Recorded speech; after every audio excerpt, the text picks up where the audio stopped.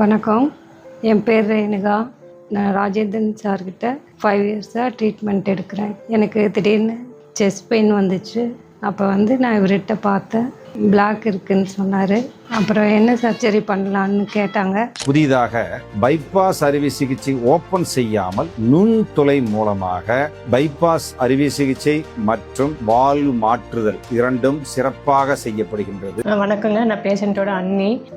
Treatment ரொம்ப நல்லா இருக்குதுங்க. நாங்கள் ரொம்ப பயந்தோம், இது எப்படி இருக்குமோ என்னன்னு பயந்தோம். இப்போ நார்மல் சர்ஜரி மாதிரி கூட இதில் ரொம்ப ஈஸியாக ஆயிடுச்சுது.